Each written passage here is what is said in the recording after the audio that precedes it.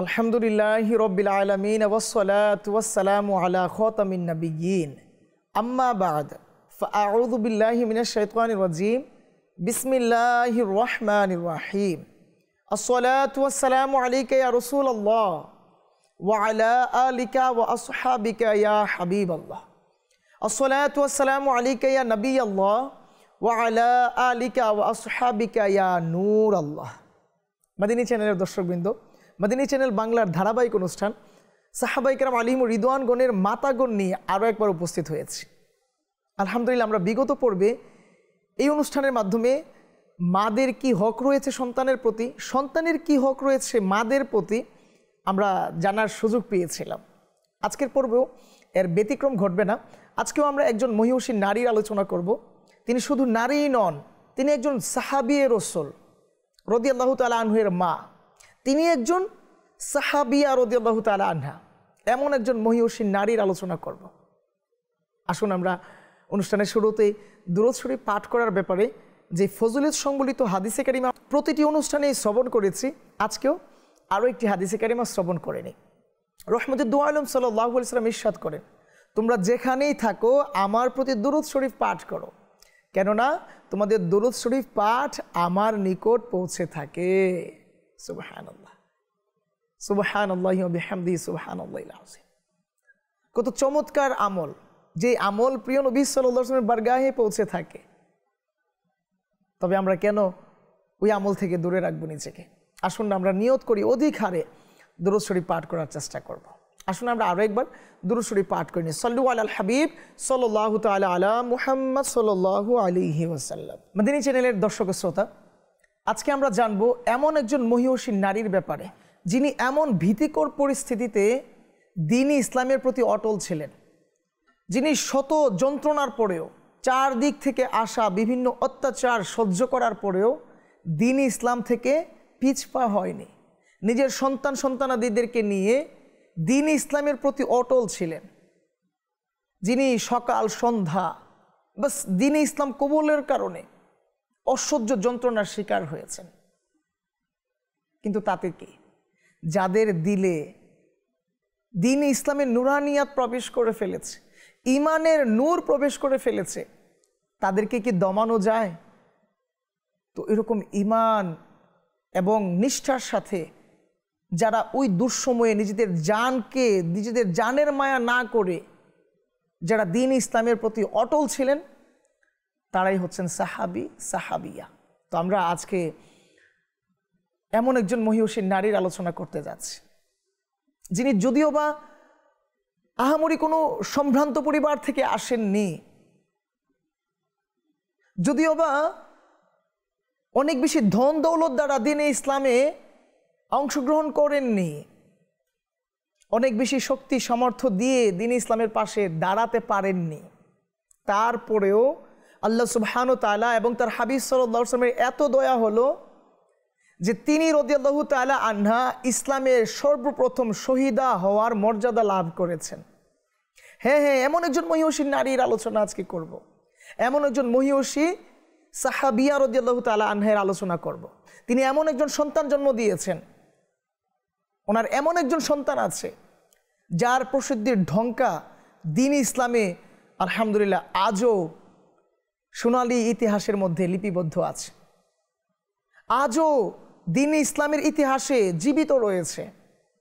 হ্যাঁ, আপনি হয়তো আন্দাজ করতে পেরেছেন, আমি হযরত সাইয়্যিদুনা আম্মার বিন ইয়াসির রাদিয়াল্লাহু তাআলা আনহুর কথা বলছি। উনি এমন এক জলিল কদর সাহাবী ছিলেন, এমন একজন বীর সাহসী সৈনিক ছিলেন, এমন একজন আশিক ছিলেন, শত যন্ত্রণার পরেও তার হৃদয় থেকে রাসূল আকরাম নূরে মুজাসসাম সাল্লাল্লাহু আলাইহি ওয়াসাল্লামের ভালোবাসাকে কেউ কিছুক্ষণের জন্য দূরে ঠেলে দিতে পারেনি। এত অত্যাচার সহ্য করেছে, তারপরেও দ্বীন-ই ইসলাম থেকে নিজেকে দূরে সরায়নি। কেন? এই জন্য যে তার মায়ের কাছ থেকে এই শিক্ষা তিনি পেয়েছেন। উনি ওনার নিজের চোখে দেখেছেন যে মা দ্বীন-ই ইসলামের জন্য কতটুকু কষ্ট করেছেন, তারপরেও আমাদেরকে কত সুন্দরভাবে দ্বীন-ই ইসলামের একটি রুলস রেগুলেশন আমাদের মধ্যে প্রতিষ্ঠিত করার চেষ্টা করেছেন। তবে সন্তান হিসাবে কিভাবে সম্ভব? আর এই অনুষ্ঠানের মাধ্যমে আমরা জানতে পেরেছি বিগত পর্বগুলোতে কিভাবে একজন মা তার সংসারকে কোরআন ও হাদিস দ্বারা গুছাবে, কিভাবে দুনিয়া ও আখিরাতে মর্যাদার অধিকারী হবে, দুনিয়া ও আখিরাতকে উজালা করবে, কিভাবে সন্তানের মন রক্ষা করবে, কিভাবে সন্তানের হক আদায় করবে, কিভাবে স্বামীর মন বজায় রাখবে, স্বামীর হক আদায় করবে, এইসব কিছু আমরা জানতে পেরেছি বিগত পর্বগুলোতে। আজকে আমরা জানব। আজকে আমরা যেই মহিউসীন নারীর আলোচনা করতে যাচ্ছি তিনি আমাদের প্রিয় সাহাবী, আল্লাহর নবী রাসূল আরবি সাল্লাল্লাহু আলাইহি ওয়াসাল্লাম, একজন জলিল ও কদর সাহাবী, ইসলামের সূচনা লগ্নে যিনি ঈমান আনয়ন করেছিলেন, আস-সাবিকুনাল আউয়ালুনদের মধ্যে যিনি অন্তর্ভুক্ত ছিলেন, ওই মহান সাহাবী হযরত সাইয়্যিদুনা আম্মার বিন ইয়াসির রাদিয়াল্লাহু তাআলা আনহুয়ের আম্মু জান হযরত সাইয়্যিদাতুনা সুমাইয়া রাদিয়াল্লাহু তাআলা আনহায়ের।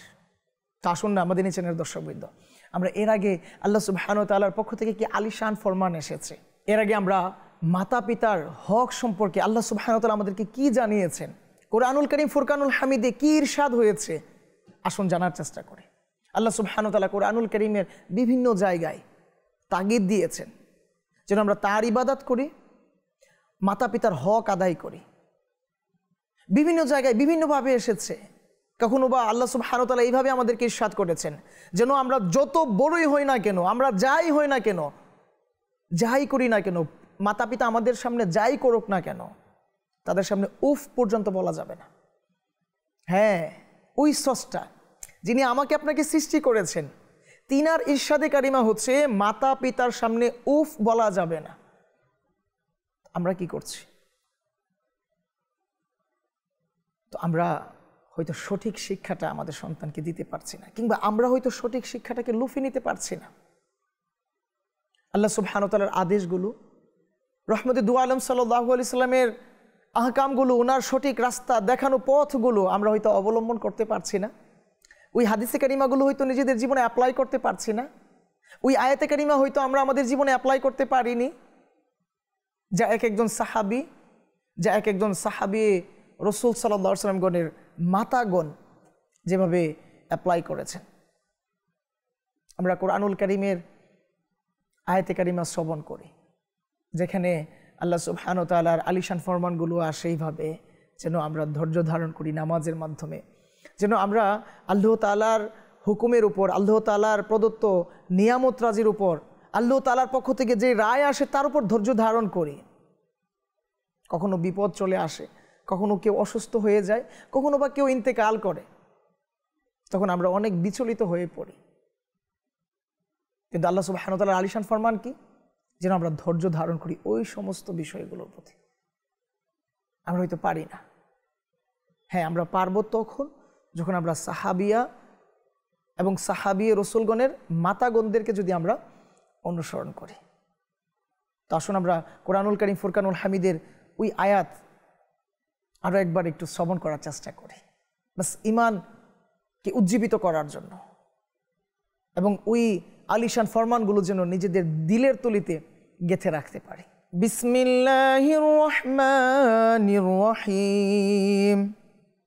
ولا تقولوا لمن يقتل في سبيل الله أموات بل أحياء ولكن لا تشعرون ولنبلونكم بشيء من الخوف والجوع ونقص من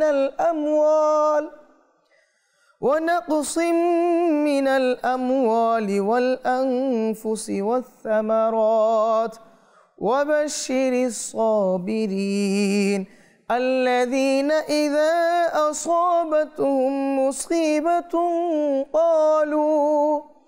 قالوا إنا لله وإنا إليه راجعون।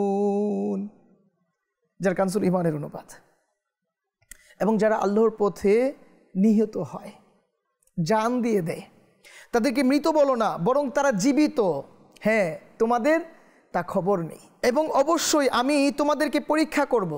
অপর আয়াতে আল্লাহ সুবহানাহু ওয়া তাআলা ইরশাদ করেন, এবং অবশ্যই আমি তোমাদেরকে পরীক্ষা করব কিছু ভয় ও ক্ষুধা দ্বারা, এবং কিছু ধন সম্পদ, জীবন ও ফল ফসলের ঘাটতি দ্বারা, এবং সুসংবাদ শোনাও ওই সব সবরকারীদেরকে। পরবর্তী আয়াতে আল্লাহ সুবহানাহু ওয়া তাআলা ইরশাদ করেন, যারা হচ্ছে এমন লোক যে যখন তাদের উপর কোনো বিপদ এসে পড়ে তখন বলে আমরা তো আল্লাহরই মালিকানাধীন এবং আমাদেরকে তারই প্রতি ফিরে যেতে হবে। তো এমন এমন হৃদয় বিদারক ঘটনা ঘটেছে। হযরত সাইয়্যিদুনা আম্মার বিন ইয়াসির রাদিয়াল্লাহু তাআলা আনহু এবং তার আম্মু জান হযরত সাইয়্যিদাতুনা সুমাইয়া রাদিয়াল্লাহু তাআলা আনহার সাথে। আসুন আমরা ওনাদের জীবনের কিছু আলোচনা শ্রবণ করার চেষ্টা করি। রাসূলুল্লাহ সাল্লাল্লাহু তাআলা আলাইহি সাল্লাম তখনও নবুয়াত ঘোষণা করেননি। মক্কার কুরাইশরা তাকে আমিন আমিন বলে ডাকত। নবুয়াতের আগ পর্যন্ত তাকে বিশ্বস্তকারী হিসাবে, তাকে আমানতদার হিসাবে আখ্যায়িত করত। কিন্তু যখনই আল্লাহ সুবহানাহু ওয়া তাআলার হুকুম আসলো, নবুয়াত প্রকাশ পেল, তখন তারা যেন ঠিক বিপরীত হয়ে গেল। যে রসুল আকরাম নূরে মুজাসসাম সাল্লাল্লাহু আলাইহি সাল্লামকে তারা সেফটি দিত, হ্যাঁ, তারা আল আমিন উপাধিতে ভূষিত করত, তারা তার এত এত প্রশংসা করত। আর যখন আল্লাহ সুবহানাহু ওয়া তাআলার হুকুমে তার প্রিয় হাবিব সাল্লাল্লাহু আলাইহি সাল্লাম একত্ববাদের ঘোষণা করতে লাগলো, রিসালাতের দাওয়াত দিতে লাগলো, নবুয়াতের ঘোষণা করে দিল, তারপর থেকেই তারা রহমতে দু আলম সাল্লাল্লাহু আলাইহি সাল্লামের চিরশত্রুতে পরিণত হলো। আল্লাহর নবী রাসূল আরবি সাল্লাল্লাহু আলাইহি সাল্লামকে কিভাবে এই দুনিয়া থেকে বিদায় করা যায় এরকম বাজে কুপরিকল্পনায় তারা মত্ত রইল। আর যখন রহমতে দু আলম সাল্লাল্লাহু আলাইহি সাল্লাম তার হকের বাণী, দ্বীনে ইসলামের বাণী চারদিকে প্রচার প্রসার করতে লাগলেন, যখন মক্কার এক একজন পথহারা ব্যক্তি রহমতে দু আলম সাল্লাল্লাহু আলাইহি সাল্লামের ওই আহ্বান শুনে সঠিক পথের দিক পেয়ে গেল, দিশা পেয়ে গেল, তখন ওই সময় মক্কার মুশরিকরা, কাফেররা আল্লাহর নবী রাসূল আরবি সাল্লাল্লাহু আলাইহি সাল্লামকে যারা ভালোবাসতে চায়, যারা তার দ্বীনের উপর, হকের উপরে নিজেদেরকে অটল রাখতে চায়, তাদের উপর নানাভাবে নির্যাতন করত। তার মধ্য থেকে যারা একটু দরিদ্র শ্রেণীর ছিল, যারা একটু নিম্ন শ্রেণীর ছিল, দাস ক্যাটাগরিতে ছিল, তারা যখন আল্লাহর নবী রাসূল আরবি সাল্লাল্লাহু আলাইহি সাল্লামের আদেশক্রমে তার ব্যবহারে মুগ্ধ হয়ে, তার দ্বীনে ইসলামের মুগ্ধতা দেখে যখন দ্বীনে ইসলামকে কবুল করে নিত, তখন তারা তা মেনে নিত না। তারা খুব রাগ করত। ওই মক্কার কাফেররা, মুশরিকরা, যে তারা কিভাবে এই আমাদের বাপদাদাদের ধর্ম রেখে সেই মুহাম্মদ সাল্লাল্লাহু আলাইহি সাল্লামের এই ধর্মকে মেনে নিল। আর তারা তা সহ্য করতে না পেরে তাদেরকে অনেক বেশি অত্যাচার করত। আর এর মধ্যে হযরত সাইয়্যিদাতুনা সুমাইয়া রাদিয়াল্লাহু তাআলা আনহায়ের পরিবার অন্তর্ভুক্ত ছিল। আল্লাহর নবী রাসূল আরবি সাল্লাল্লাহু আলাইহি সাল্লামের নবুয়াত ঘোষণার পূর্ব থেকে সুমাইয়া রাদিয়াল্লাহু তাআলা আনহা এবং তার পরিবার পরিজন আল্লাহর নবী রাসূল আরবি সাল্লাল্লাহু আলাইহি সাল্লামকে খুব ভালো করেই চিনতেন, কারণ তারাও তো মক্কার আদিবাসী ছিলেন, যদিও বা নিম্ন শ্রেণীর ছিলেন, যদিও বা তারা গোলাম ছিলেন, তারপরও আল্লাহর নবী রাসূল আরবি সাল্লাল্লাহু আলাইহি সাল্লামের পদাঙ্ককে অনুসরণ করতেন, তার মুচকি হাসিকে অনুসরণ করতেন, তার মাধুর্যতাকে অনুসরণ করতেন। আগে থেকে আল্লাহর নবী রাসূল আরবি সাল্লাল্লাহু আলাইহি সাল্লামের প্রেমে বিভোর ছিলেন তারা, বাস অপেক্ষায় ছিলেন যে কখন হকের বাণী, হকের দাওয়াত আমাদের কান পর্যন্ত পৌঁছাবে আর আমরা তার লুফে নিব। ঠিক তাই হলো। আল্লাহর নবী রাসূল আরবি সাল্লাল্লাহু আলাইহি সাল্লাম নবুয়াত ঘোষণার পরই যখন দ্বীনের দাওয়াত দিতে লাগলেন, হকের বাণী চারদিকে পৌঁছাতে শুরু করলেন, তখন ওই প্রাথমিক যুগে একেবারে শুরুর দিকে হযরত সাইয়্যিদাতুনা সুমাইয়া রাদিয়াল্লাহু তাআলা আনহা কাল বিলম্ব না করে আল্লাহর নবী রাসূল আরবি সাল্লাল্লাহু আলাইহি ওয়াসাল্লামের ডাকে সাড়া দিয়ে দ্বীনে হককে কবুল করে নেয়, সাথে তার সন্তানদেরকেও দ্বীনে ইসলামের প্রতি ধাবিত করে। আর শুরু হয় তাদের চরম নির্যাতনের পালা। তাদের দোষ একটাই, তারা উভয় জাহানের স্রষ্টা, সব কিছুর মালিক যিনি আসমান ও জমিন সৃষ্টি করেছেন, যিনি তার হাবিব সাল্লাল্লাহু আলাইহি সাল্লামকে পাঠিয়েছেন দ্বীনে হকের জন্য, তার প্রতি ঈমান এনেছেন। তারা ওই ভণ্ড বাতিল মাবুদদের উপাসনা ছেড়ে এক আল্লাহ সুবহানাহু ওয়া তাআলার ইবাদতকারীদের অন্তর্ভুক্ত হয়ে গিয়েছেন। বাস দোষ এতটুকুই। তারা রহমতে দু আলম সাল্লাল্লাহু আলাইহি সাল্লামকে নবী হিসাবে মেনে নিয়েছেন, আর যার কারণে ওই মক্কার মুশরিকরা, কাফিররা তাদের প্রতি নির্মম অত্যাচার করত। সকাল সন্ধ্যা প্রায়শই তাদের উপর অত্যাচার চালাত। তার কিছু ঘটনা না বললেই নয়। আজকে হয়তো আমাদের অনেক সময় বিপদ চলে আসে, অনেক সময় অর্থ থাকে না, অনেক সময় বিভিন্ন ধরনের পেরেশানি থাকে, অনেক সময় স্বামী অসুস্থ থাকে কিংবা সন্তান অসুস্থ থাকে, তখন আমরা কতটা বিচলিত হয়ে পড়ি, আস্তাগফিরুল্লাহ, উল্টা সিধা কত কিছু বলে ফেলি, কুফরিও কিছু বলে ফেলি, আস্তাগফিরুল্লাহ। কিন্তু তাদের জীবনী, তারা কত আলা চরিত্রের অধিকারিণী ছিলেন। হযরত সাইয়্যিদাতুনা সুমাইয়া রাদিয়াল্লাহু তাআলা আনহা, ওনার ব্যাপারে কিতাবে এসেছে আল্লাহর রাসূল সাল্লাল্লাহু আলাইহি সাল্লাম যখন দ্বীনে ইসলামের দাওয়াত দিতে লাগলেন, আর তার ডাকে যারাই সাড়া দিত তাদের উপর তারা অবলীলাক্রমে, অর্থাৎ মক্কার কাফেররা, মুশরিকরা অবলীলাক্রমে জুলুম ও অত্যাচার চালিয়ে যেত। তাতে পুরুষ বা মহিলার কোনো তারতম্য ছিল না, তাদের কোনো রহম ছিল না, তারা পুরুষ না মহিলা বাছাই করত না। তারা এতটা নির্দয় ছিল, পাষাণ ছিল, এতটা জাহেল ছিল। সেই যুগে প্রিয় নবী রাসূলুল্লাহ সাল্লাল্লাহু আলাইহি সাল্লাম একদিন বনু মাখজুমের মহল্লা দিয়ে অতিক্রম করছিলেন। এমন সময় দেখতে পেলেন যে কুরাইশের কাফেররা একজন বার্ধক্য পীড়িত মহিলাকে লোহার জিরাহ পরিধান করিয়ে রৌদ্রে ওই আরবের প্রচণ্ড গরম উত্তাপ বালির উপর রেখে পাশে দাঁড়িয়ে অট্ট হাসিতে ফেটে পড়ে মহিলাটিকে সম্বোধন করে বলছে। তারা বলছিল, মাআযাল্লাহ, এত বেয়াদবের সাথে মুহাম্মাদের দিন কবুল করার স্বাদ কি তা বুঝে নেয়। এত বাজেভাবে তারা বলতে লাগলো। এই উত্তপ্ত বালির মধ্যে শিকল পরিয়ে যদি আমাকে আপনাকে, ওই সময় আমার আপনার অবস্থা কেমন হবে? আর তারা ওই কষ্টকে, ওই নির্যাতনকে সহ্য করেছে। মজলুম মহিলাটির অসহায়ত্ব দেখে আমাদের প্রিয় আকা, দয়ালু আকা সাল্লাল্লাহু আলাইহি সাল্লাম এর গণ্ড বেয়ে অশ্র গড়িয়ে পড়ল এবং তিনি তাকে সম্বোধন করে বললেন, আল্লাহর নবী রাসূলুল্লাহ সাল্লাল্লাহু আলাইহি ওয়াসাল্লাম ওই মহিষী নারী অর্থাৎ হযরত সাইয়্যিদাতুনা সুমাইয়া রাদিয়াল্লাহু তাআলা আনহাকে উদ্দেশ্য করে ইরশাদ করলেন, ধৈর্য ধারণ করো, তোমার ঠিকানা জান্নাত। আল্লাহু রহমতের দু আলম সাল্লাল্লাহু আলাইহি ওয়াসাল্লাম, জান্নাতের সরদার, জান্নাতের মালিক যাকে আল্লাহ সুবহানাহু ওয়া তাআলা বানিয়েছেন, তিনি ইরশাদ করছেন, ধৈর্য ধারণ করো, তোমার জন্য জান্নাত রয়েছে। আর তাই হলো, ধৈর্য ধারণ করা হলো, একের পর এক অত্যাচার সহ্য করা হলো, তাদের ঘরে আগুন ধরিয়ে দেওয়া হলো, তাদেরকে একের পর এক অত্যাচার করা হলো, তারপর দিন ইসলাম ত্যাগ করেন। তারপর রহমতে দু আলম সাল্লাল্লাহু আলাইহি ওয়াসাল্লামের প্রতি ভালোবাসা কমিয়ে দেয়নি। হ্যাঁ, এমনই ছিলেন সাহাবিয়া রাদিয়াল্লাহু তাআলা আনহুন্নাগণ। আর ওনার সন্তান, ওনার দুজন সন্তান, হযরত সাইয়্যিদুনা আম্মার বিন ইয়াসির রাদিয়াল্লাহু তাআলা আনহু এবং আব্দুল্লাহ, ওনার আরেকজন সন্তান ছিল, তাকেও নির্মমভাবে অত্যাচার করে। প্রায়শই তাদেরকে আগুনও ঝরিয়ে দেওয়া হতো, প্রায় সময় তাদের ঘরে, তাদের বাড়িতে তাদের আগুন জ্বালিয়ে দেওয়া হতো। আল্লাহ নবী রাসূলুল্লাহ সাল্লাল্লাহু আলাইহি সাল্লাম তাদের কাছে যেতেন, তাদের ওই দুরবস্থা দেখে আল্লাহ নবী রাসূলুল্লাহ সাল্লাল্লাহু আলাইহি ওয়াসাল্লাম দোয়া করতেন, আগুনকে এইভাবে হুকুম দিতেন, হে আগুন, তুমি যেভাবে ইব্রাহিম আলাইহিস সালামের সময় শীতল হয়ে গিয়েছিলে, ইব্রাহিম আলাইহিস সালামকে যেমন শীতলতা দিয়েছিলে, তুমি তাদেরকেও শীতলতা দাও। এতটা অত্যাচার সহ্য করেছেন তারা। হযরত সাইয়্যিদুনা আম্মার বিন ইয়াসির রাদিয়াল্লাহু তাআলা আনহু, ওনার যে কত ভূমিকা রয়েছে দিন ইসলামে, আল্লাহ নবী রাসূলুল্লাহ সাল্লাল্লাহু আলাইহি সাল্লামের সাথে ধর্মীয় যুদ্ধে বিভিন্ন জায়গায় বিভিন্ন গুরুত্বপূর্ণ বিষয়ে উনি ওনার সেরাটা দিয়ে নিমজ্জিত ছিলেন। ওনার আপাত মস্তক শিরায় শিরায় আল্লাহ নবী রাসূলুল্লাহ সাল্লাল্লাহু আলাইহি ওয়াসাল্লাম ভালোবাসা ছিল। একদা ওনাকে এমনভাবে নির্যাতন করা হলো, ওনার জান প্রায় যায় যায় অবস্থায়, তো মুখ ফসকে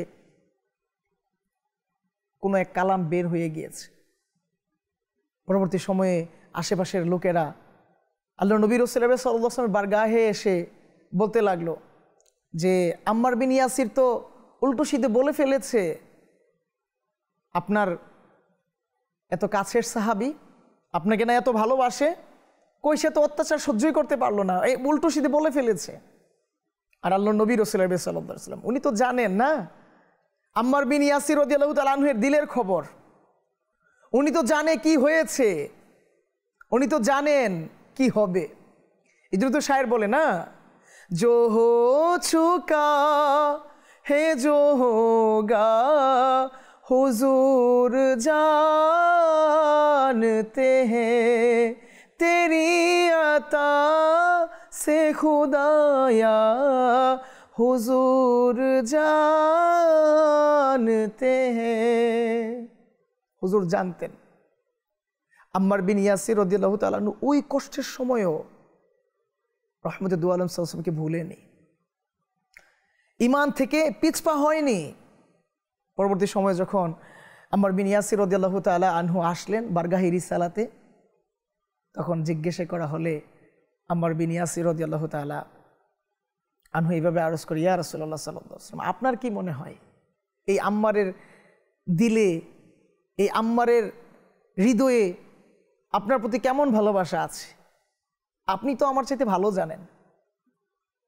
পরবর্তী সময়ে আল্লাহ নবী রাসূল সাল্লাল্লাহু আলাইহি ওয়াসাল্লাম ইরশাদ করেন, আমি তো তাদেরকে বলে দিয়েছি যে আমার আম্মারের প্রত্যেকটা শিরায় শিরায় ঈমান দ্বারা পরিপূর্ণ, প্রত্যেকটা পশমে পশমে পুরো দেহে দ্বীন ইসলামের ভালোবাসা রয়েছে,